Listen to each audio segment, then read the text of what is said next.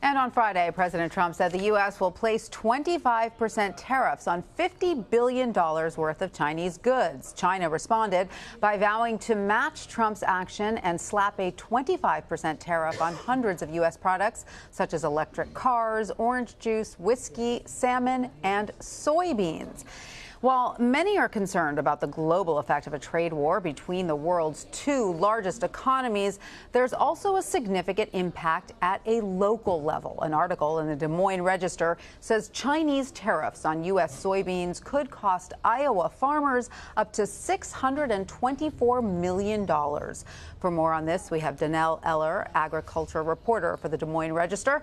She joins me now from Des Moines, Iowa. Donnelle, thanks for being with us. Explain, if you could, please, how important soybean exports to China are both to the U.S. and the Iowa economies.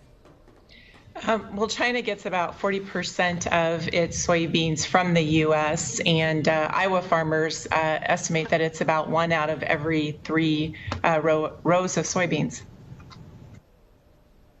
It's also about 33 million tons of soybeans that was valued at about $14 billion.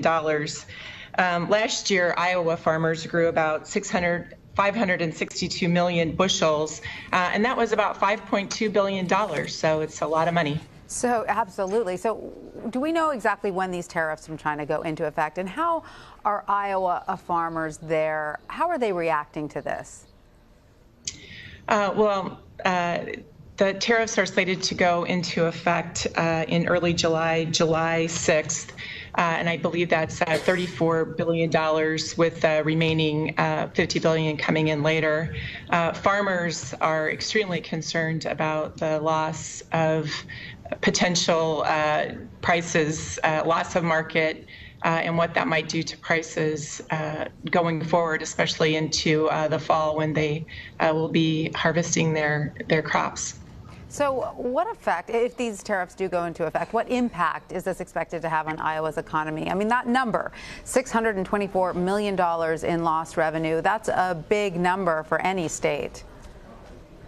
Right. It comes on top of several years of losses already. Iowa has seen its farm income decline about 75% since 2011.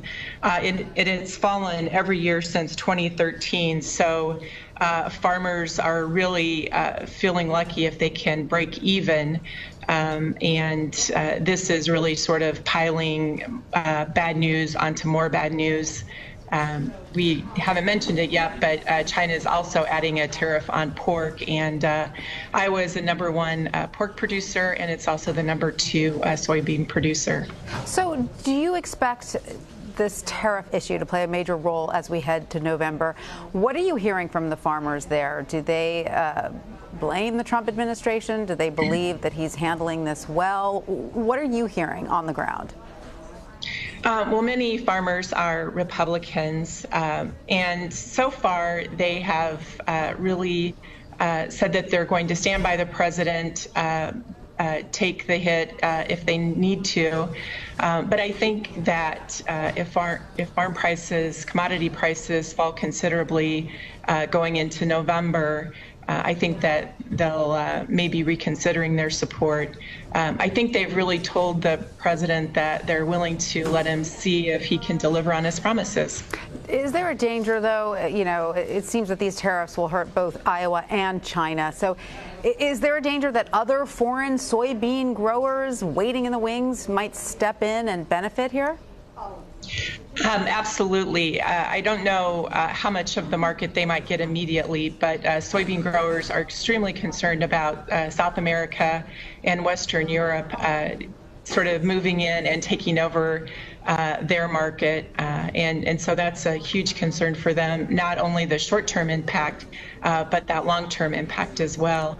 Purdue University has said that it could be up to $3.3 billion lost with that lost market. All right. Now, Donnelle, has there been any outreach to the farmers of Iowa from the Trump administration? Any message that, you know, will help you through this? Well, there is sort of whispers, and actually U.S. Secretary Sonny Perdue has suggested that there might be some kind of of effort to, quote, make farmers whole, to not let them bear the brunt of any kind of tariffs. But we really haven't heard a lot of details on what that might be. All right. Donnelle Eller, thank you for your time. You bet. Thank you.